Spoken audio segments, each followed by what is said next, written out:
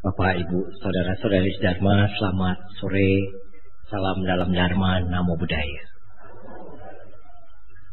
Berbahagia sekali pada Sabtu sore ini saya bisa memenuhi undangan berceramah di Wihara Dhammasuka ini. Pesan pengurusnya, umatnya kangen. Kayak apa aja ya, sampai dikangenin begitu. Bapak Ibu Dharma, sebetulnya yang ceramah siapa saja baik dan bagus gitu ya. Saya juga sering kali mendengarkan ceramah-ceramah rekaman dari Wihara Dhammasuka ini, bagus-bagus gitu. Bapak Ibu Dharma, pada malam hari ini saya akan membawakan perbincangan Dharma yang sebetulnya idenya spontan tadi waktu sebelum saya mandi, sempat buka Facebook, kemudian dari chatting salah satu kawan friends di Facebook, dia tanya saya, "Ko Rudi, tanggal segini bisa nggak ke Bandung?" Terus saya bilang, "Kok mendadak amat ngundangnya? Memang ada acara, memang wihara apa di Bandung yang mengundang? Bukan, saya married." Padahal waktu bulan kemarin ketemu masih baru PDKT. Luar biasa. Saya sampai tulis hanya huruf besar semua. Hah? Kok bisa gitu ya? Nah, seperti itu. Bapak Ibu, saudara-saudari Dharma, memang yang dinamakan karma jodoh orang nggak bisa tahu ya. Kadang orang cari ke sana kemari nggak dapat. Kadang nggak dicari dia datangnya banyak. Iya, sampai bingung sendiri milihnya Pak. Begitu. Kalau karma jodohnya lagi terbuka, lagi ada. Tetapi Bapak Ibu saudara-saudari Dharma perlu diketahui bahwa menikah itu belum tentu merupakan suatu jalan kebahagiaan menjalankan hidup di dunia ini. Banyak orang di dunia ini tidak menikah tetapi mereka juga bahagia. Banyak mereka yang menikah tetapi menjadi penderitaan seumur hidupnya. Bapak Ibu saudara-saudari Dharma, memang suatu pernikahan bukan hal yang mudah. Pesta sih gampang, 2 jam gitu ya. Bahkan kalau saya pernah diundang di daerah Tangerang, pesta itu bisa 2 hari ya. Ada nanggap lenong, gambang kromong ya. Nah, seperti itu. 2 hari pengantinnya apa nggak pegel ya begitu ya. Sedangkan yang persiapan untuk 2 jam saja setahun Pak, kurang lebih. Cari restoran, undangan, souvenir dan lain sebagainya. Apalagi yang 2 hari gitu ya. Ya, tapi ini adalah tradisi di daerahnya masing-masing. Ibu bapak saudara-saudari Dharma, di dalam agama kita, pernikahan itu diharapkan bisa membawa kebahagiaan hidup, bukan penderitaan. Orang salah potong rambut, penderitaannya 1 bulan. Ini kita salah potong rambut, kependekan. Saya pernah salah potong rambut. Karena yang biasanya motongin rambut itu nggak ada, akhirnya sama yang lain gitu. Akhirnya oke lah. Bagaimana Pak? Dipotong pendek. Oke, dipotong pendek. Beneran pendek. Gitu ya. Nggak salah dia sih. Gitu ya. Begitu udah pendek, ya saya nggak ada lagi. Biar mau bayar berapapun nggak bisa ditempel lagi rambut saya. Begitu kan. Terakhir ya sudah terima saja. Masuk kantor, 1 orang, 2 orang, sampai orang-orang banyak gitu ya. Selalu mengomentari, "Pak, gunting rambut di mana?" Iya nih, saya udah langsung tahu. Iya nih, udah jelek tambah jelek udah tuh ya. Nah, seperti itu. Sebulan penderitaannya Pak. Ya, Entah mahasiswa nanya juga, Pak, kok potong rambutnya begitu? Iya, saya mau irit 2 bulan nggak potong rambut. Saya bilang begitu ya. Kalau pendek kan 2 bulan lumayan gitu ya, nggak potong rambut. Nah, itu kalau salah potong rambut 1 bulan. Begitu 1 bulan rambut kita sudah panjang lagi, kita bisa gunting dengan baik, rapi. Salah pilih pacar, penderitaannya 2 tahun paling tidak. Jalan pacaran putus, penderitaannya 2 tahun. Sedih, bisa melupakannya sedikit-sedikit. Di Facebook banyak sekali anak-anak yang konsultasinya nggak jauh dari itu. Bahkan 1 bulan ada saya sampai 10 anak yang nanya, bagaimana caranya Ko Rudi melupakan orang yang kita sayangi. Saya udah tahu itu pasti putus pacar. Saya sampai bilang, aduh kalau begitu saya rekam ya. Jawabannya itu saya tinggal kirim aja lewat file begitu kan, nah, seperti itu ya. Tetapi memang itulah 2 tahun paling tidak kita bisa lupa. Ada orang yang baru putus seminggu kemudian pacaran lagi, ada. Begitu. Itu tergantung dari seberapa orang itu bisa menerima kenyataan. Ada orang yang bisa cepat menerima kenyataan hidup, ada yang nggak cepat. Itu salah pilih pacar. Tapi kalau salah pilih pacaran, salah pilih pasangan hidup, penderitaannya seumur hidup. Sampai mati jalanin. Begitu. Dulu juga udah dilarang tuh Rudi. Tante udah tahu tuh calon suaminya begitu. Brengsek segala macam. Nah sekarang dia tahu rasa tuh. Punya suami kayak begitu. Tinggal kalau sudah salah punya suami, ya cuman keluar air mata. Begitu. Bapak Ibu, saudara-saudari sedama, orang tua juga kadang-kadang mempunyai peranan di sini. Itu kalau saya di Tangerang tuh beberapa mahasiswa saya, mahasiswi ya. Kalau dia cuti kuliah, 2 hal yang paling banyak jadi alasan. Yang pertama, biayanya nggak ada. Cuti dulu, ngumpulin uang. Yang kedua, Jeffen, merit, menikah. Mau kemana? Menikah ya? Ketawa, hehe, Bapak tahu aja. Nah, seperti itu. Jadi Bapak Ibu, saudara-saudari sedharma, kenapa saya bilang kok masih muda kuliah belum beres udah mau menikah? Mama saya Pak yang repot. Jadi kalau anaknya udah umur 20, belum ada pacarnya, itu yang gerah bukan anaknya.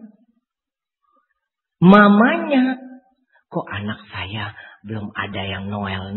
Kalau mau Noel sih di Noel mah gampang ya.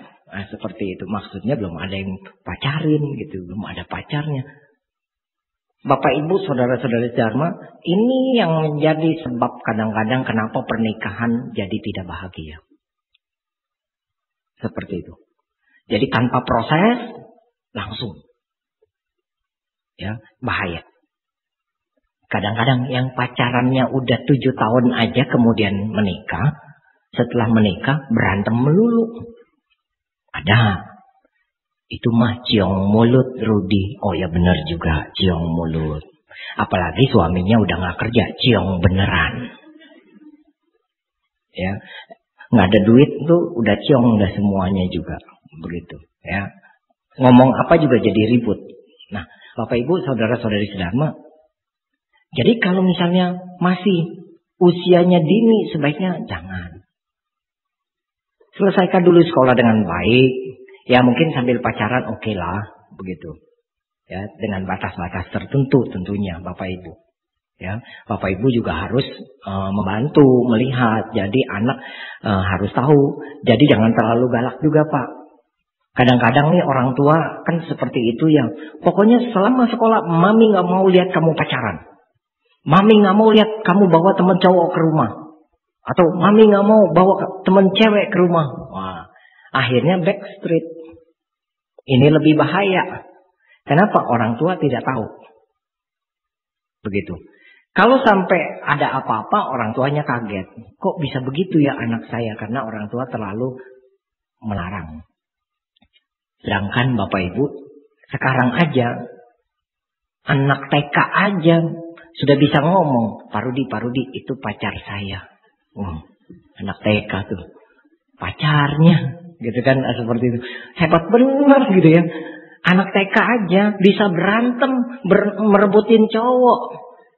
Temen TK-nya juga berantem, bisa ribut gitu ya. Aduh, saya bilang ini udah memang zamannya sudah beda gitu ya. Saya berpikir waktu saya SD boro-boro ngerti pacaran begitu ya. Nah seperti paling main kelereng sama nguber layangan. Seperti itu. Nah Bapak Ibu, saudara-saudari sedharma, kalau misalnya dipaksakan atau misalnya tanpa proses akan banyak akibat. Pernikahan di dalam negara kita harus melalui pernikahan yang namanya pernikahan negara dan pernikahan agama. Pernikahan agama yang seperti apa? Kedua mempelai datang ke wihara, pemberkatan. Ya, biasanya orang tuanya datang, kemudian pemberkatan. Ada romo yang ceramah, mungkin ada bante yang blessing dan lain sebagainya. Setelah itu catatan sipil. Tetapi sebetulnya pernikahan itu ada 3 macam. Ya, pernikahan tradisi, pernikahan agama, dan pernikahan sosial. Jadi kalau pernikahan sosial, pesta. Undang orang datang pesta. Itu pernikahan sosial, orang tahu, saudara semua tahu. Pernikahan agama di wihara, dikasih nasihat dan lain sebagainya. Nah, bagaimana dengan pernikahan tradisi sekarang? Bapak Ibu, saudara-saudari sedharma, banyak sekali sebetulnya, apalagi kita orang keturunan Tionghoa, sebetulnya pernikahan itu ada yang namanya pernikahan tradisi. Kalau di dalam agama Buddha, pernikahan tradisi itu tidak dilarang.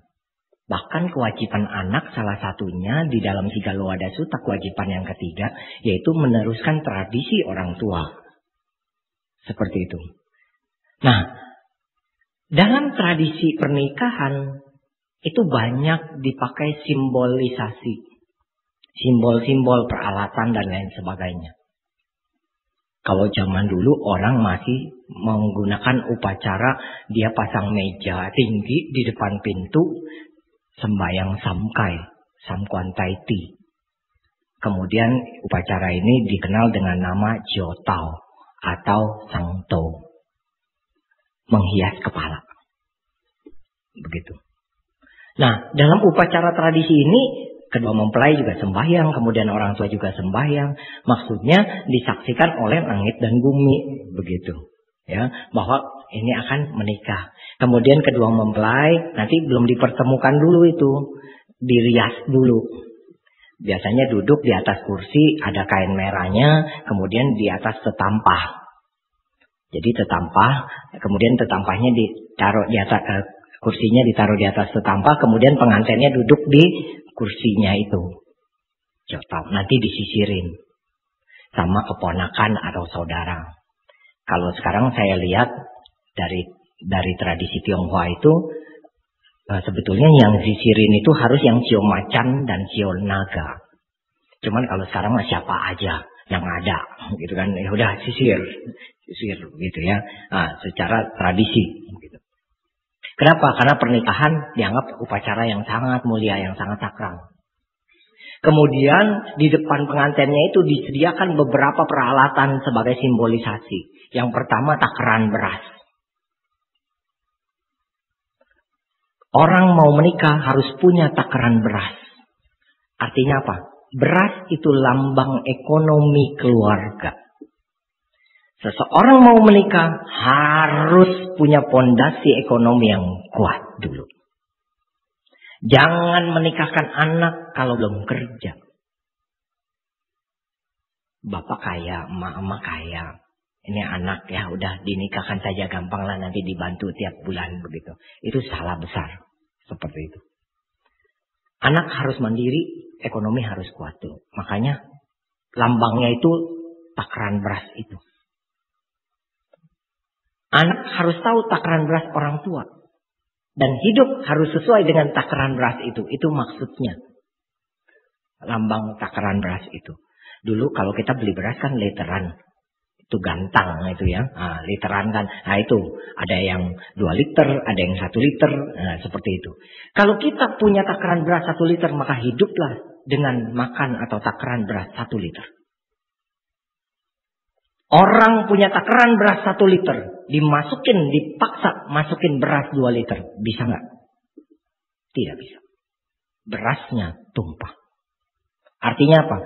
Orang hidup harus sesuai dengan kemampuannya sendiri. Bapak, Ibu, saudara-saudari sekalian. Jangan memaksakan diri. Kita baru bisa nonton ke bioskop sebulan sekali. Nontonlah ke bioskop sebulan sekali. Kalau teman-teman kita yang mampu bisa nonton seminggu sekali, jangan hidup dengan kemampuan orang lain. Maka kita akan susah. Dulu, saya kalau ceramah naik bus, naik angkot. Kemudian, ya, orang tak bilang, kok nggak beli motor? Saya bilang nanti deh. Kalau udah bisa beli motor, saya beli motor. Gampang. Akhirnya bisa tuh beli motor butut. Ya, motor jelek. Nah, beli motor ceramah. Kesana kemari masih DKI. Kalau luar kota, luar DKI, Jawa Barat, Banten, itu saya naik bus. Orang bilang, udah naik motor tuh. Ke Bekasi saya masih naik motor. Udah kehujanan, ntar di jalan ada apa-apa. Udah, buru-buru beli mobil.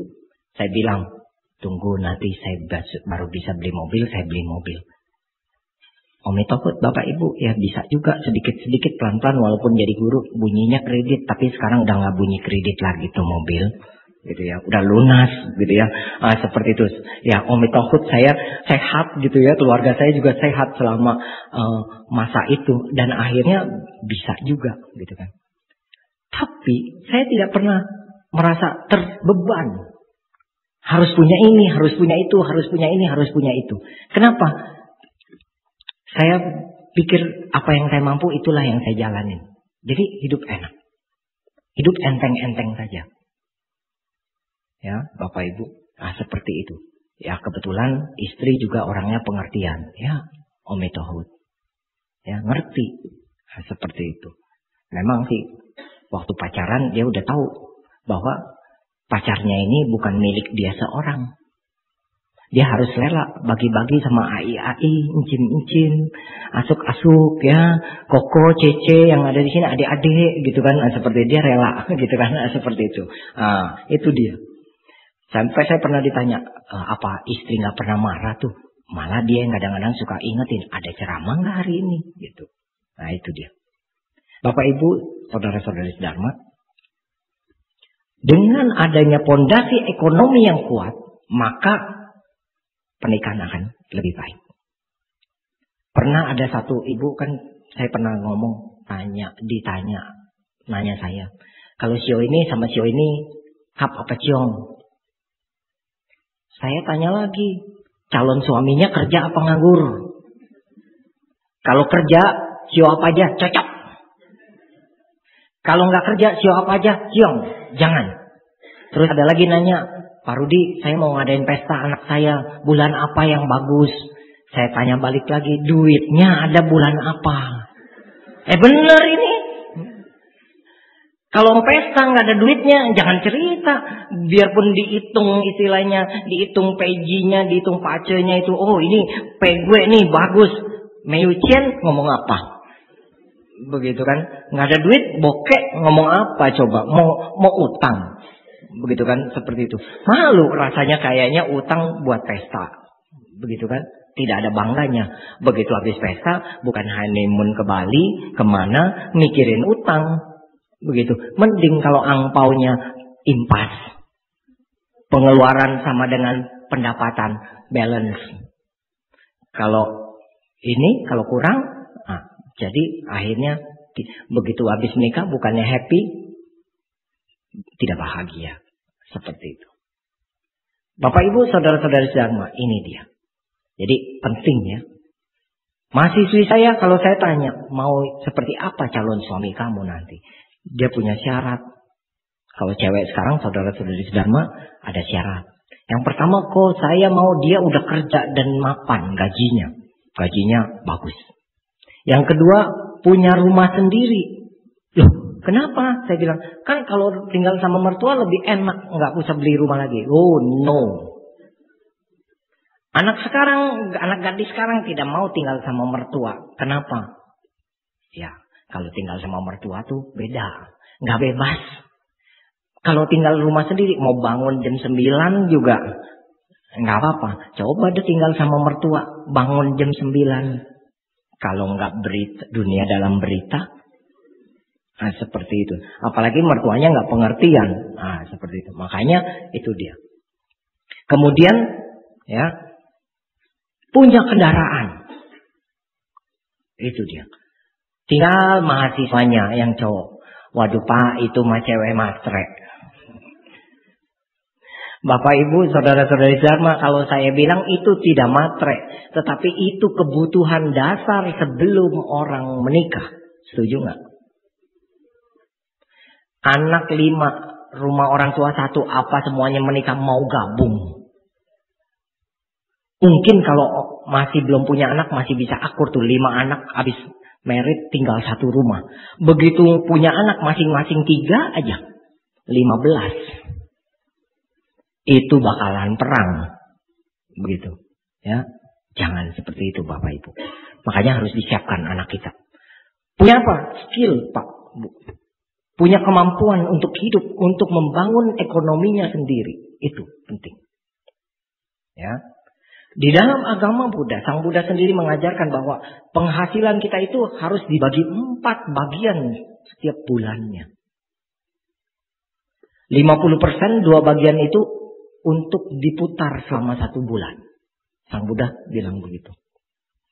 Gaji ceciau 1.500.000 untuk keperluan sebulan. Transport, makan, dan lain sebagainya. 1 bagian, 25%-nya untuk kebutuhan sosial. Kebutuhan sosial seperti apa? Teman ulang tahun, kita beliin kado. Teman menikah, kita kasih angpau. Kita kebaktian, dana paramita. Ini kebutuhan sosial, kehidupan sosial. Itu dari 25% gaji kita. Dan 1 bagian lagi, 25% lagi, Sang Buddha bilang apa? Ditabung. Begitu. Aduh, ekonomi saya mah lemah kok Rudi. Kalau itu nabungnya saya balik. Dari 100% nabung 90%. 10% buat sebulan. Jadi sebulan makannya Indomie aja. Begitu akhir bulan dapat 2 bulan, benar dia bisa nabung 1.800.000 dengan cepat. Tapi begitu bulan ketiga dia masuk rumah sakit tipes. Karena kurang gizi. Begitu ya, makannya Indomie terus. Bapak Ibu, saudara-saudari Dharma, yang kedua. Tadi ekonomi. Yang kedua, ya, di situ alatnya yang lain itu adalah kaca. Ada kaca. Pengantinnya dikacain. Kaca adalah barang yang paling jujur di dunia, saudara-saudari Dharma. Kalau kita ketawa, di kaca terlihat tertawa. Kalau kita menangis, di kaca terlihat menangis. Kalau kita tertawa di kaca menangis, beli itu kaca. Itu kaca ajaib. Pasti mahal. Tidak ada orang yang punya. Berarti kaca untuk melihat siapa? Diri sendiri. Artinya apa? Kedua mempelai atau pasangan yang akan berkeluarga itu harus bisa melihat dirinya sendiri. Kadang-kadang Bapak Ibu tidak bisa seperti itu. Kalau udah ribut, perang dingin, nggak ngomong. Bisa berhari-hari. Bahkan ada cerita lagi ini beneran sampai hampir 10 tahun. Ngapain aja coba tuh 10 tahun. Ya. Anaknya 2. Coba 10 tahun dia ngomong 4 anaknya. Gitu kan. 10 tahun. Kenapa? Kalau ditanya, yang salah dia. Dia dulu yang mesti negor saya, dia dulu yang mesti minta maaf. Saya mah nggak nantinya deh, nanya duluan. Tuh, berarti di rumah nggak ada kacanya. Begitu. Iya. Karena merasa paling benar. Pacaran juga begitu, saudara-saudari Dharma. Kalau udah merasa paling benar, saya pernah 2 kali seumur hidup saya melihat sendiri di depan mata. Itu orang lagi pacaran, lagi ribut. Terus pacarnya, yang pacar cowoknya itu ambil sepatunya, buka sepatunya, ditabokin ke muka ceweknya. Wah, waduh, saya bilang, waduh, ini ternyata bukan sinetron aja ya. Begitu beneran. 2 kali saya. Yang pertama itu saya ingat di daerah Angke, yang kedua saya ingat di tempat parkir motor di daerah Glodok. Mau dipisahin urusan pribadi. Terakhir kalau dipisahin ceweknya bilang, biarin aja, saya seneng kok dipukul. Ngomong apa saya? Kalau misalnya begitu, kelainan, begitu kan, seperti itu. Ya. Kalau nggak dipisahin, bagaimana? Kalau dulu memang nggak ada hukum, sekarang ada payung hukumnya, jangan main-main Pak. Seperti itu. Ya, dulu sih orang diapa-apain suaminya udah nangis aja, cuma bisa keluar air mata. Makanya jangan heran ya, ada yang digebukin sampai biru-biru, cuma bisa keluar air mata. Sampai kemudian disundutin, cuma bisa keluar air mata. Disiram air panas, dibakar. Itu kan ada kejadian begitu kan. Kalau sampai keluarga kita begitu, bagaimana ibu bapak? Seperti itu. Makanya itu lihat ke sana. Jadi jangan cuma dilihat dia bawa apa ke rumah. Tetapi kita melihat karakter daripada calon menantunya. Seperti apa. Kalau karakternya baik, karakternya rajin, karakternya bagus, kualitas baik, biar susah waktu menikah itu ada harapan bisa kaya. Tapi kalau karakternya jelek, makanya orang bilang kalau mau menikah itu kadang-kadang suka dilihat bibit, bebek, bebot. Katanya. Keluarganya gimana? Oh, keluarganya mah udah god of gambler semua. Tahu nggak? Tukang tupok. Ya, main capsanya udah merem aja pakai kaki aja bisa, istilahnya begitu. Ya. Ngacak kartunya pakai kaki aja bisa, ya seperti itu, saking hebatnya. Wah, orang nggak mau tuh, begitu kan, seperti itu. Bahkan ada satu di daerah di Tangerang juga nggak mau, ada orang Tangerang sendiri bilang, pokoknya jangan punya mantu orang itu, katanya. Maksudnya orang daerah sana. Kenapa? Benar Bapak Ibu, saudara-saudara, satu daerah itu, aduh, judi semua. Enggak neneknya, enggak engkongnya, enggak cucunya, semua. Makanya ada orang nggak mau begitu. Wah, kalau udah kayak gitu mendingan pindah deh ya. Jadi yang ibaratnya begini, biarpun bagus kalau hidupnya di daerah yang jelek, jadi akhirnya kena jeleknya begitu. Nah, Bapak Ibu, saudara-saudari Dharma, introspeksi, melihat, bisa saling melihat, ya. Oh ya, mungkin saya yang salah, minta maaf. Jangan takut Pak untuk minta maaf, Bu. Jangan malu. Jangan merasa, aduh harga diri jadi jatuh karena minta maaf. Enggak. Saya aja begitu kalau sama murid atau apa misalnya saya salah gitu, saya minta maaf. Begitu. Sama istri juga begitu. Minta maaf juga kalau saya salah. Bukannya berarti saya, kalau udah bisa ceramah pasti baik ya, jadi orang nggak pernah salah gitu. Bohong, ada juga salahnya. Kalau ditanya ribut gak sama istri Korudi? Ya kadang-kadang ribut juga kalau nggak cocok pendapat gitu. Kadang-kadang lagi ngomong aja bisa beda pendapat gitu ya. Seperti itu. Tapi bukan ributnya kemudian lempar-lemparan piring terbang gitu ya. Seperti itu. Ya, enggak gitu kan. Kalau ada yang seperti itu ya buru-buru piringnya ganti plastik semua. Seperti itu. Jadi lebih irit ekonominya gitu ya. Kalau papa mama masih suka ribut kayak gitu, papa mama beliin piring melamin aja, piring plastik ya. Seperti itu. Jadi aman gitu. Nah, ini yang menyebabkan seringkali karena merasa paling benar jadi ribut di dalam keluarga. Yang akibatnya siapa? Anak.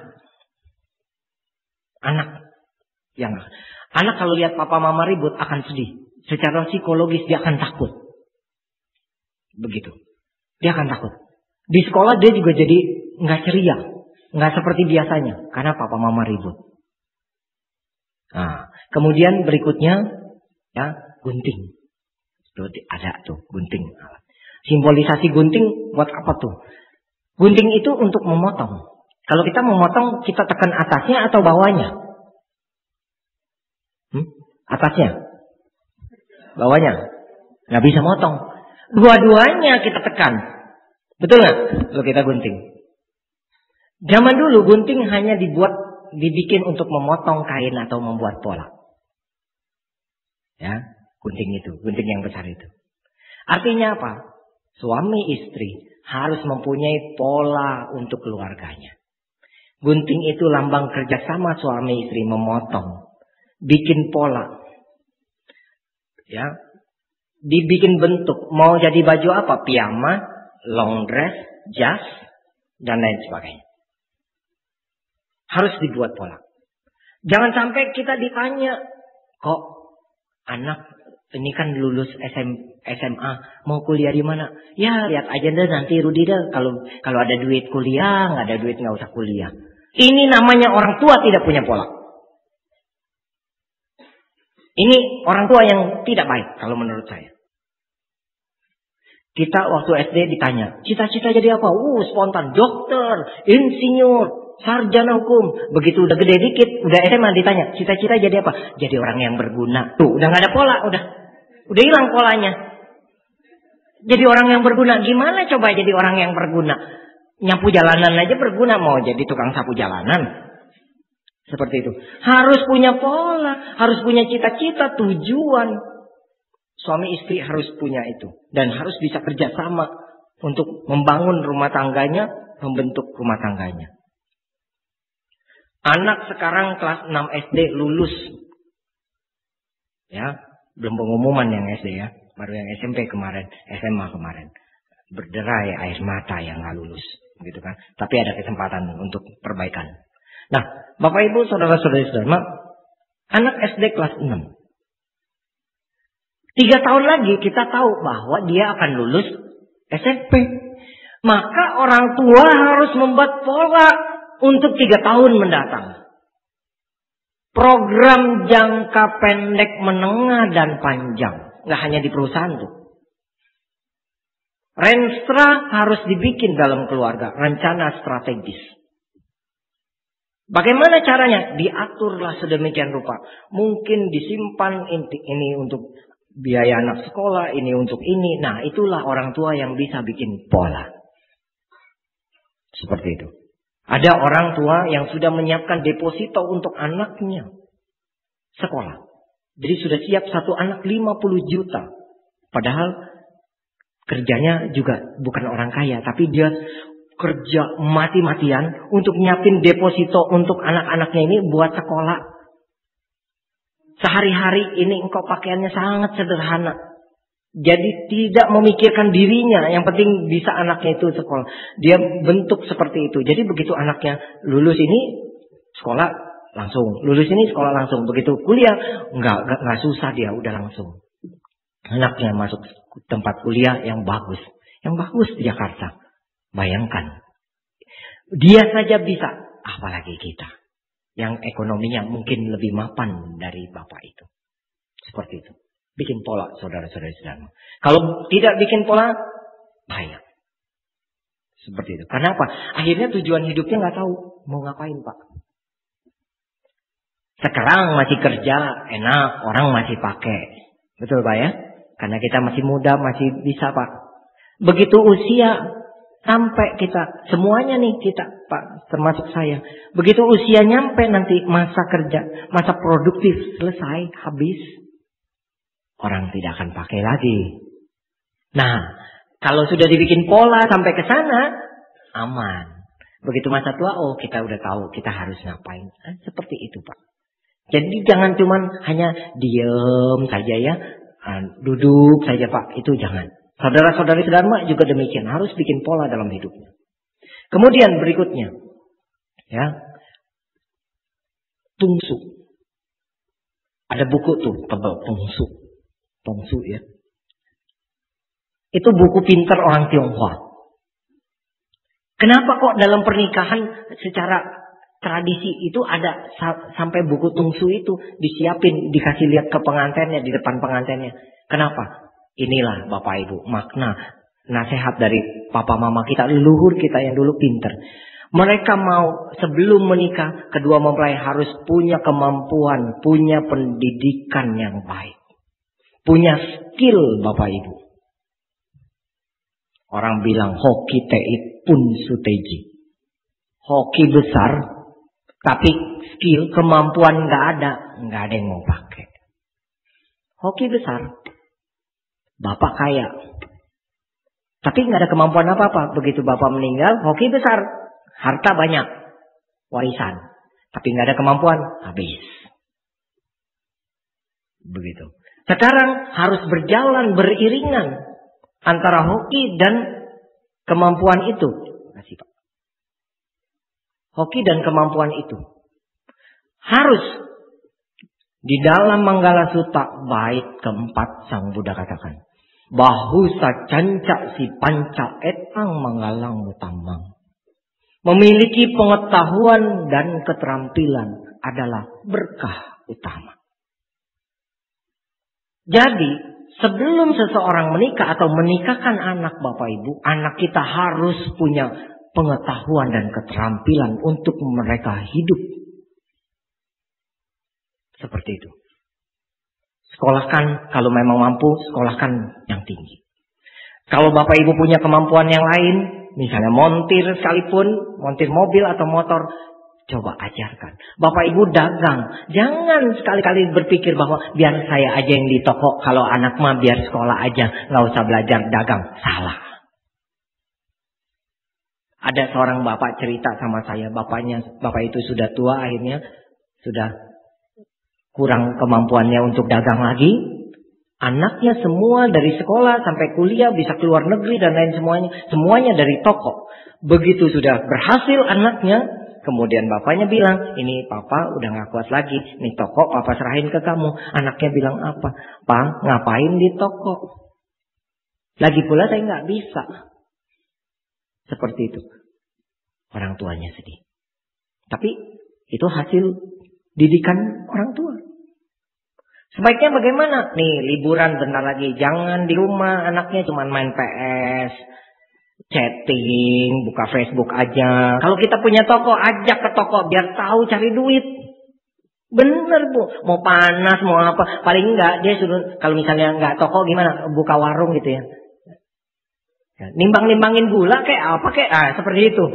Ya, biar tahu bekerja. Jadi jangan dibiasakan hidup terlalu santai. Dikala libur boleh jalan-jalan ajak keluarga, itu harus. Tetapi juga harus diajarkan mereka belajar survive. Begitu. Ya, belajar untuk bertahan hidup para ibu. Nah ini dia. Makanya buku tungsu itu. Ya. Kemudian yang lain lagi, benang 5 warna. Ada benang 5 warna, kemudian dijalin benangnya itu. Kalau benang, satu lembar benang kemudian kita tarik, gampang putus. Tapi kalau 5 benang kita kepang, kemudian kita pelintir, kita tarik, bagaimana? Nggak putus, susah sekali. Artinya apa? Dalam hidup, selama hidup nanti jadi suami istri atau pasangan, itu seperti macam-macam warna benang itu. Hidup itu warna-warni Bapak Ibu. Kadang bisa ketawa bareng, kadang bisa nangis bareng gitu ya. Nanti ada enak, ada susah, ada sehat, ada sakit. Ada bahagia, ada sedih. Ya, seperti itu. Hidup seperti itu. Jadi kalau Bapak Ibu, saudara-saudari sedharma dalam keluarga ada kesulitan dalam hidup, atau misalnya saudara-saudari sedharma putus pacar dan lain sebagainya, kesulitan dalam hidup, itu jangan berpikir bahwa cuma saya yang hidupnya seperti ini. Tidak. Semua orang bisa mengalami itu. Orang tidak ada yang semasa hidup senang terus. Aduh, Ko Rudi, saya sih dari kecil nggak pernah susah. Makan juga nggak pernah tuh yang namanya cuman bubur. Dari bayi udah makannya burger. saking senangnya, begitu. Ya, seperti itu.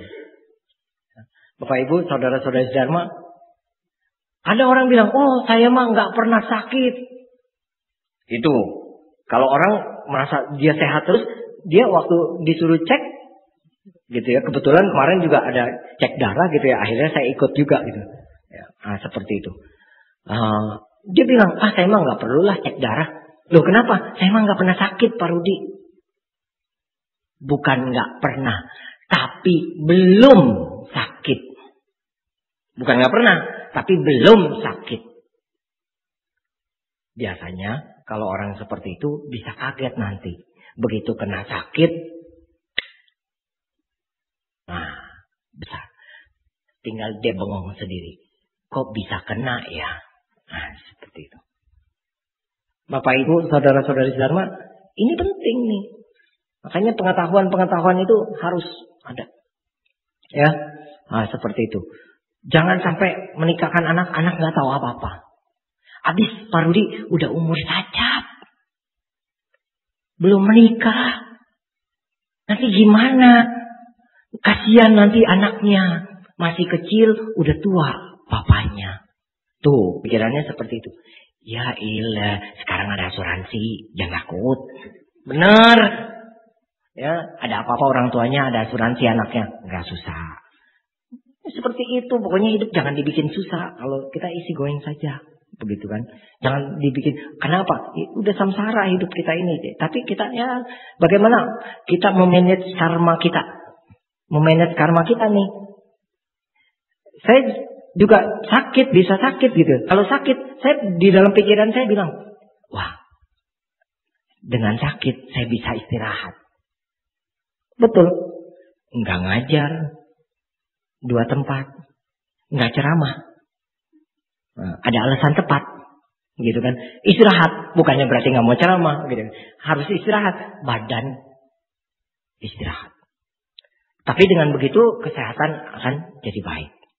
Seperti itu. Kadang-kadang Pak, Bu, kita lupa Pak. Apalagi orang yang sudah keranjingan kerja. Gila kerja. Ada. Jam kerja jam 8, pulang jam 4. Dia bisa sampai jam 8 lagi baru pulang dari kantornya.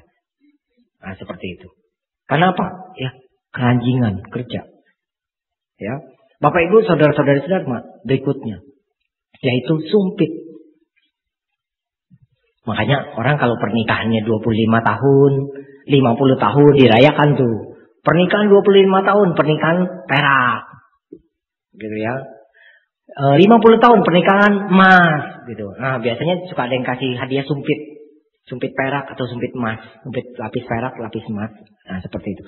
Sumpit itu lambang suami istri. Bapak Ibu kalau makan pakai sumpit, ya, makan sumpit mah enggak kuat ya. Makan pakai sumpit. Sumpitnya yang seperti apa? Sama. Sama apanya? Sama panjangnya. Sama panjang, yang satu segede gini, yang satu segede gini, sama panjang tapi. Gimana tuh? Sama besar. Sama panjang, sama besar. Begitu ya, baru enak tuh sumpit. Tapi sumpit sekarang mah dipatahin sih. Nah, seperti itu. Tapi hati-hati tuh, jangan sering-sering tuh pakai sumpit yang seperti itu. Karena kebanyakan dari daur ulang, Pak. Seperti itu. Masih bagus sumpit yang zaman dulu tuh, yang hitam tuh, tukang bakmi zaman dulu tuh, itu sumpitnya bagus tuh yang dari kayu. Nah, seperti itu. Nah, itu makan pakai sumpit. Suami istri juga harus bisa seperti sumpit. Kenapa? Sederajat sama. Jangan merasa derajat lebih tinggi daripada yang lain. Ya. Saya yang cari duit, Pak. Dia yang mesti saya atur. Saya yang mesti ngatur. Itu namanya menempatkan diri. Sumpitnya panjangnya lebih tinggi sendiri daripada pakai sumpit yang panjang pendeknya beda, nggak enak. Orang lihatnya juga aneh. Perkawinan, pernikahan, pacaran juga begitu. Istri lebih kaya dari suami. Suami dianggap tidak punya harga diri. Itu tidak boleh. Banyak tuh yang seperti itu. Jadi suaminya udah kayak kerbau dicocok hidung, Pak. Pokoknya istrinya apa? Iya deh. Terserah mama dah. dan lain sebagainya. Pacaran juga nggak boleh tuh begitu. Kadang-kadang kan pacaran begitu. Paling nggak enak tuh kalau pacaran begitu. Seperti itu ya. Mau makan apa? Terserah dah. Nah lu, menu terserah nggak ada. Udah paling susah. Kalau kita ngajak orang makan, terus ditanya makan terserah. Terakhir makan ini yuk. Jangan yang itu deh. Tapi terserah. Begitu kita bilang makan ini, tapi dia bilang jangan yang itu deh, gitu. Yang lain aja, bingung kan? Makanya tidak boleh bilang terserah. Kalau kita umat Buddha harus memilih, hidup itu harus memilih. Coba restoran terserah, nggak ada. Mungkin jadi ide juga ya, buka restoran terserah aja ya. Jadi kalau misalnya ada pasangan yang lagi pacaran, suami istri atau anaknya ditanya mau makan apa, terserah. Ya udah itu ada restoran terserah, seperti itu. Jadi tinggal duduk aja terserah, nanti pelayannya mau nyediain apa sama kita, seperti itu. Ya kita tinggal bayar gitu. Mungkin ide bagus juga tuh ya, belum ada tuh restoran begitu ya. Nah, Bapak Ibu, saudara-saudari sedharma, ini dong. Harus dong punya pandangan yang sama.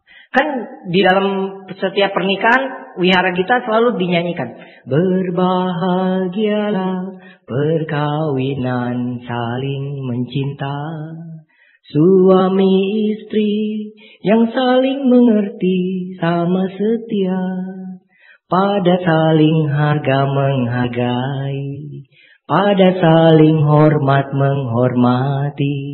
Harga menghargai, hormat menghormati. Saling percaya, saling membantu. Itulah perkawinan yang berbahagia. Ya. Saling percaya, saling bantu, saling menghargai. Seperti sumpit. Kalau di rumah udah nggak cocok, cekcok melulu, berarti makan udah nggak pakai sumpit lagi, sendok. Jarang ya makan pakai sumpit sekarang ya. Padahal dulu saya waktu kecil sama nenek saya makan nasi aja harus belajar pakai sumpit. Orang tua sekarang udah pakai sendok. Begitu giliran makan pakai sumpit, anaknya bingung. Begini atau begini. Kadang-kadang digulung-gulung tuh mie. Gitu ya. Nah, seperti itu. Nah, itu dia. Kemudian yang terakhir adalah bukan terakhir, yang lain sisir. Disisirin pengantin. Sisir buat apa? Merapikan. Sebelum berangkat ceramah, mandi. Tadi saya mandi, kemudian sisiran. Biar apa? Rapi. Pak, Bu, kalau kita udah jelek, rapi, mendingan aja. Benar. Orang masih lihatnya tuh masih mendingan, masih enak dilihat. Kalau udah kita jelek, ucel. Nah, itu dia. Udah gak dilirik orang, begitu kan. Nah, seperti itu.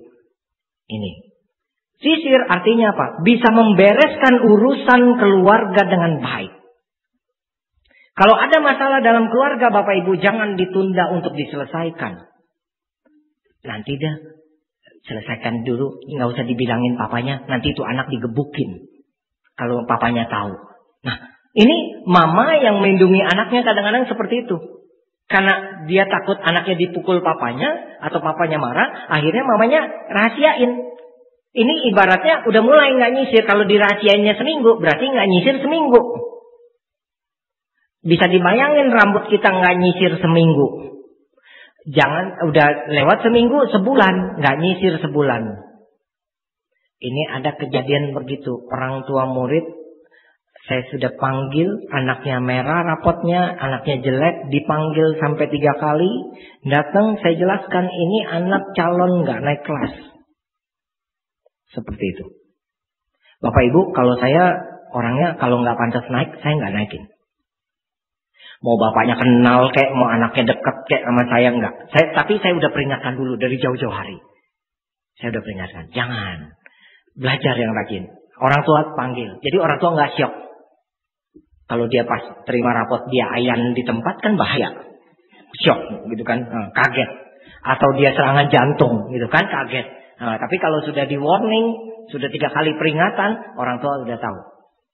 Banyak juga orang tua, aduh Pak, saya juga udah nggak tahu mesti ngajarin anak saya pakai bahasa apa. Seperti itu. Sampai saya pernah dengar ada murid saya itu kalau dipukulin Bapak Ibu itu digantung bapaknya. Jadi tangan digantung, dikerek ke atas, baru dihantam pakai rotan. Pakai ini, ban pinggang. Sampai ada kejadian anak dipukul sama besi oleh bapaknya. Anak perempuan. Kelas 3 SD. Waktu itu saya panggil bapaknya, nggak berani datang. Maminya yang datang. Mamanya yang datang. Saya bilang, kalau anak saya sekali lagi saya lihat seperti ini diperlakukan, saya akan laporkan polisi. Saya bilang, ya saya sudah anggap anak saya sendiri semuanya. Nah, seperti itu. Terakhir anaknya diberhentiin dari tempat saya. Pintar juga tuh papanya. Diberhentiin anaknya. Dalam hati saya, wah memang gitu. Nah, seperti itu. Ya karma anaknya juga sih. Punya orang tua seperti itu juga. Ada hubungan karma. Nah, seperti itu. Nah, Bapak Ibu, saudara-saudari Dharma. Dia nggak kasih tahu suaminya. Anak nilai anaknya itu. Begitu naik-naikan kelas 1 tahun kemudian. Naik-naikan kelas tahun kemudian. Ini udah nggak nyisir setahun. Bisa ibu bayangin, nggak keramas, nggak nyisir setahun. Kayak gimana tuh rambut? Udah nggak bisa disisir lagi. Udah paling pantas diapain? Dibotakin udah, dicukur habis, dibotakin. Udah gempel jadi satu semua tuh rambut. Nah, seperti itu. Udah nggak ujungnya yang mana tuh rambut udah nggak ketahuan, udah jadi satu, udah nempel semuanya. Masalah dalam keluarga kalau didiamkan juga seperti itu, Bapak Ibu, saudara-saudari Dharma. Jangan main-main. Banyak akhirnya suami istri itu karena dia terlalu menendam, disimpan, dendam akhirnya dengan suaminya atau dengan istrinya. Pada suatu saat sudah tidak tahan lagi, ini akan meledak. Jadi bom waktu. Pada saat meledak, wah semuanya diungkit, Bapak Ibu. Begitu kan? Banyak yang terjadi seperti itu. Terakhir, pisah. Soal pisah, soal cerai paling gampang. 8 juta doang. Di catatan sipil bercerai 8 juta aja, Bu. Tapi mau menikah 50 juta nggak cukup. Benar kan? Tapi kalau mau bercerai murah 8 juta. Seperti itu. Masalahnya bukannya gampangnya bercerai. Tapi efek daripada perceraian orang tua. Apa efeknya? Efeknya ke siapa? Anak. Ditanya anaknya, mau ikut siapa? Sayang papa apa sayang mama? Itu ibaratnya dibelah jiwanya itu anak kita itu.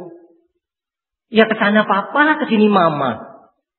Seperti itu. Kecuali emang sih ada orang tua tertentu yang udah pokoknya gue bercerai, anak ketinggal, gue nggak mau bawa anak. Misalnya begitu. Ada. Bahkan ada satu juga saya pernah kenal, saya pernah jadi orang tua asuhnya juga untuk sekolah dia. Itu begitu dia lahir, Bu, ditinggal begitu saja sama neneknya.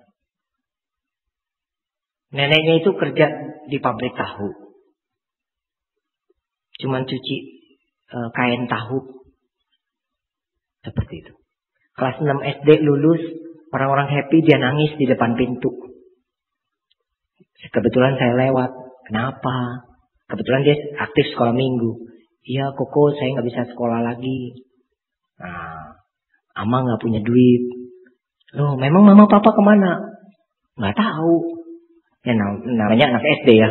Dia jawab, kok nggak tahu ya? Saya bingung gitu. Papa mamanya kok dia nggak tahu. Begitu saya tanya-tanya, oh ternyata ditinggal sejak bayi. Ada yang kayak gitu.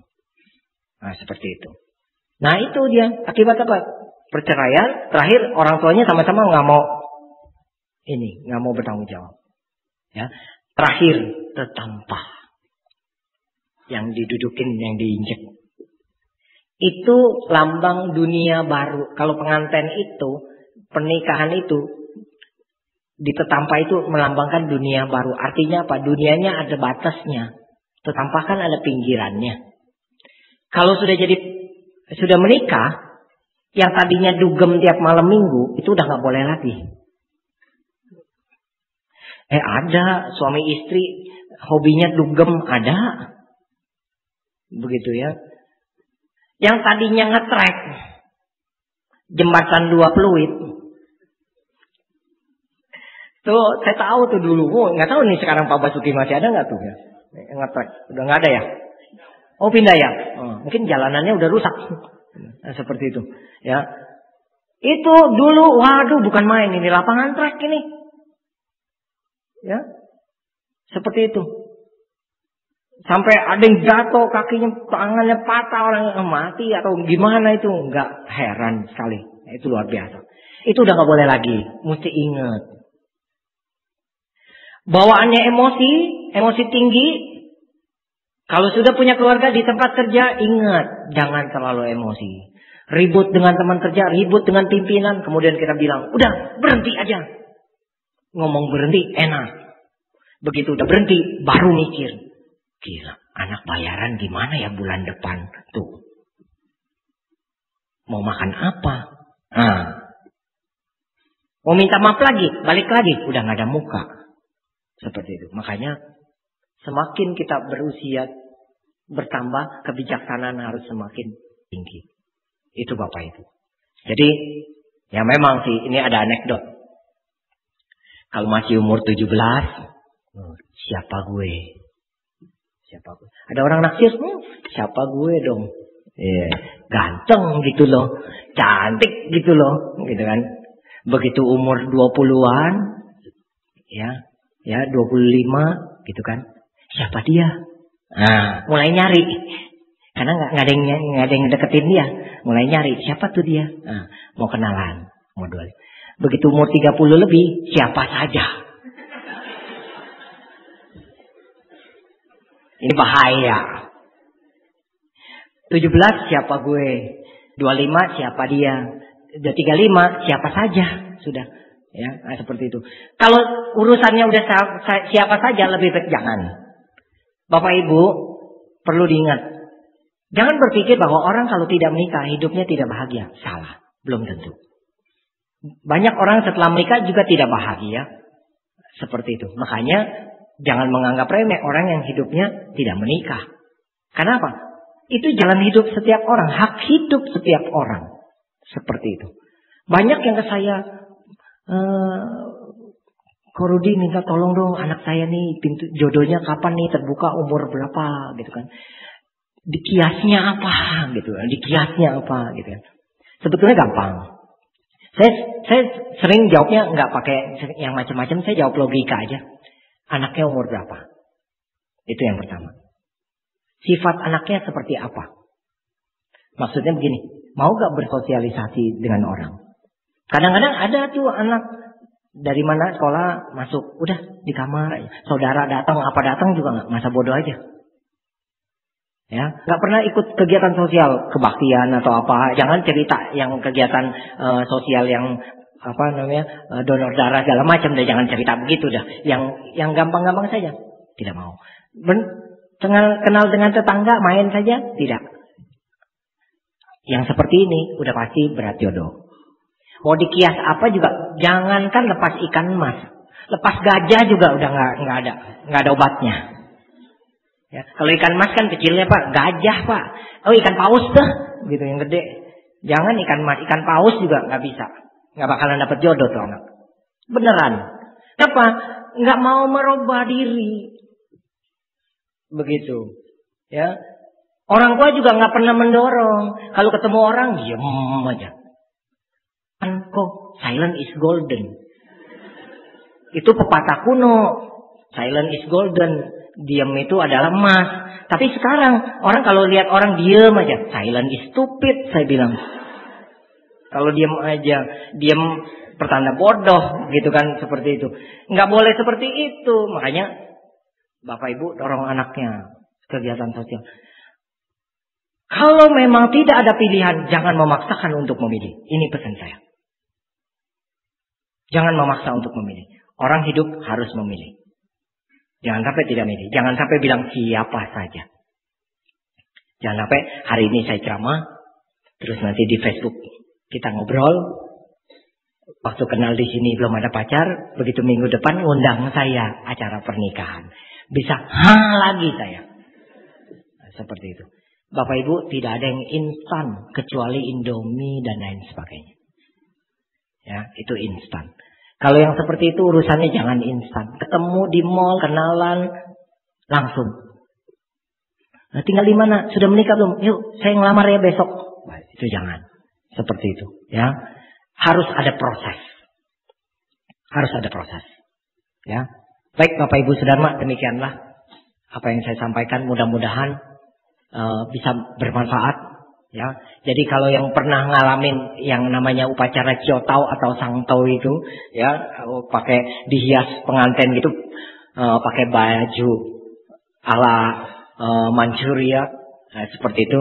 Nah, itu tradisi, ya. Bagus juga artinya, simbolisasinya. Dan tradisi yang nggak boleh hilang. Kalau yang itu mungkin orang udah jarang pakai lagi sekarang, Pak Bu. Ada satu tradisi yang masih harus dipakai, yaitu melamar, sangjit, antar barang, sama tepai. Tepai tahu ya? Kasih teh sama orang tua, pai, kasih teh, orang tua minum, terus kasih angpau. Itu nggak boleh hilang tuh. Kenapa? Itu angpaunya gede.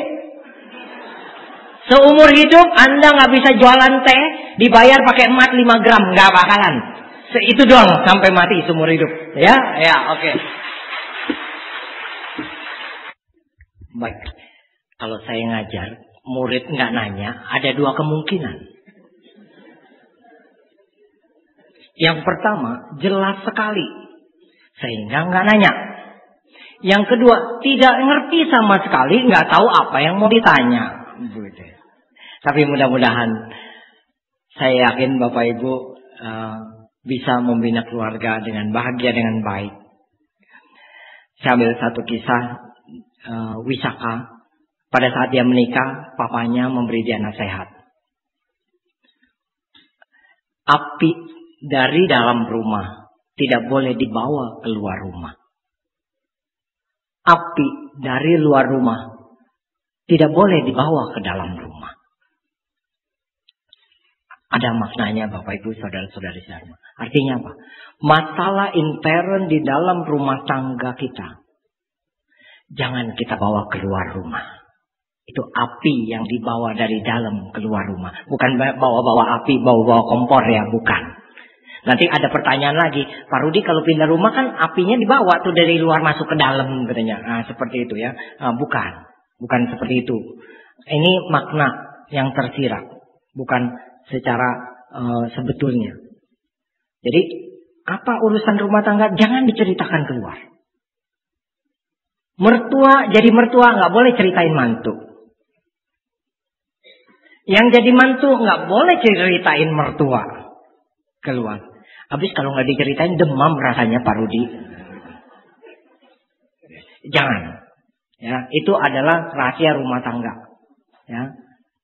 Keburukan istri, keburukan suami, anak dan lain sebagainya jangan kita ceritakan kepada orang lain. Seperti itu. Api dari luar rumah tidak boleh dibawa ke dalam rumah. Artinya, urusan di luar jangan dibawa ke dalam rumah. Di kantor kita ribut, diomelin bos, udah rasanya kesel betul. Sampai rumah masih dongkol. Anak begitu nyampe langsung, Pak, minta duit dong Pak. Nah, besok nih sama guru-guru nih mau jalan-jalan, perpisahan ini nih. Wah, ini pas. Ketemu penyalurannya. Maka anak yang akan jadi sasaran. Itu namanya bawa api dari luar dalam. Tidak boleh. Suami baru pulang, baru turun kendaraan atau baru masuk pintu, istri langsung bilang, Pak, nih anakmu, lihat tuh matanya biru, ditonjok anak sebelah. Wah, pulang kerja udah kesel, capek. Mana tuh anaknya? Bapaknya nggak bisa ngajar, gua yang ngajar. Nah tuh, itu. Terakhir bapak sama bapak berantem. Besoknya anak kita udah main kelereng lagi. Udah main apa tuh, pakai apa itu yang bambu itu yang ditepok-tepok begitu tuh sekarang. Nah, seperti itu. Ya, kayak begitu. Jadi jangan Bapak Ibu. Ya ini yang dinamakan api dari luar ke dalam. Itu jangan dibawa. Suami istri juga demikian. Ya. Jangan membawa masalah dari luar ke dalam, yang di dalam juga jangan dibawa keluar. Baik Bapak Ibu, terima kasih atas perhatiannya. Mudah-mudahan bisa bermanfaat, dan ya kalau ribut ingat saya. Kalau mau nyisir ingat saya. Oh iya, ada masalah nggak ya? Harus diberesin nih. Kalau nggak, ini rambut sebulan nih nggak disisir, setahun. Nah, jadi ingat saya buru-buru. Pegang gunting, ingat saya. Oh iya, kalau keluarga ini harus dibikin pola, dibikin aturan yang baik. Nanti mau makan pakai sumpit, pegang sumpit, ingat saya. Kenapa? Ya, suami istri harus saling menghargai. Lihat kaca, ingat saya. Kalau udah punya kaca begitu gede di kamar, masih ribut mulu, berarti kacanya retak. Kan gak enak tuh kalau berkaca di kaca yang retak ya Pak ya. Jadi muka kita aja udah gak balance kelihatannya. Seperti itu. Nah itu dia. Baik Bapak Ibu. Mudah-mudahan juga apa yang dicita-citakan dalam keluarga bisa terlaksana. Kalau untuk anak paling penting 4 hal. Ya. Sebelum menikah harus punya sama sadar. Sama keyakinannya. Jangan ditanya gajinya sama enggak, jangan. Kayaknya sama enggak, jangan. Itu nomor sekian deh, tapi sama sadar. Silanya juga harus baik sama sila. Ya. Jangan calon mantu hobi tupok. Memang sih dia kaya, tapi hobinya seperti itu. Jangan. Ya. Jangan seperti kesannya jual anak ya Bapak Ibu. Nah itu dia. Kemudian yang ketiga, sama jaga. Sama perhati. Suami istri kalau satu royal, satu pelit, ribut melulu dah. Begitu kebaktian, kan perdana tuh ya. Keluarin di dompet. Suaminya keluarin gobanan. Istrinya cebanan. Dia lihat suaminya keluarin gobanan, dia udah motot aja.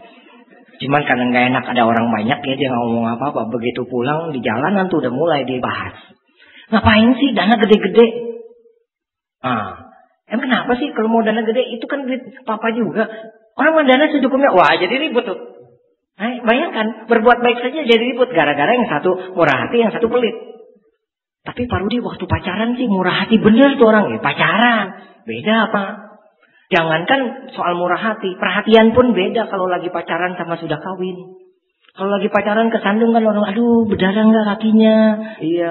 Coba kalau udah kawin, matanya kemana kali, batu segitu gede gak kelihatan. Nah itu udah beda gitu ya. Nah, seperti itu. Itu jangan, mesra harus sama gitu kan. Nah, seperti itu ya. Mesra harus sama, murah hatinya harus sama juga gitu ya. Nah, sama apanya yang terakhir, sama kebijaksanaannya. Kalau bisa rajin ke wihara sama-sama anak kita. Ya mungkin kalau ada anak yang memang belum ada pacar, ini juga belum ada pacar, nggak ada salahnya ya di wihara ya. Ini papa mama sama papa mama nih saling lirik-lirikan gitu ya. Nah ini kayaknya baik, anaknya ini baik, jadi kenalin gitu kan. Nah, seperti itu. Ya untuk proses selanjutnya terserah dia gitu kan. Nah seperti itu. Nah itu kan lebih baik. Nah seperti itu. Ya demikian. Jadi itu harapan kita semua. Jadi jangan sampai ada kejadian ya masuk koran gitu kan. Istri disiram air panas suami, istri dibakar suami, atau suami disiram air panas istri. Udah saking kesel, suaminya lagi tidur dimasak air panas siram dah, gitu kan? Nah, seperti itu. Itu jangan. Ya. Baik Bapak Ibu, terima kasih atas waktu dan kesempatan yang diberikan. Semoga kesehatan, keselamatan, umur yang panjang, rezeki yang berlimpah, kejayaan, kekuatan selalu memberkahi kita dan seluruh keluarga kita semua. Semoga papa mama selalu sehat dan bahagia. Semoga orang tua kita, sanak keluarga kita yang telah meninggal dunia senantiasa berada di alam-alam yang berbahagia. Semoga orang tua kita, sanak keluarga kita, teman-teman kita yang sedang menderita sakit dapat memperoleh kesembuhannya dengan segera. Semoga karma baik yang pada malam hari ini kita lakukan dapat berbuah tepat pada waktunya. Semoga semua makhluk hidup berbahagia. Sadu, sadu, sadu. Salam dalam Dharma, Namo Buddhaya.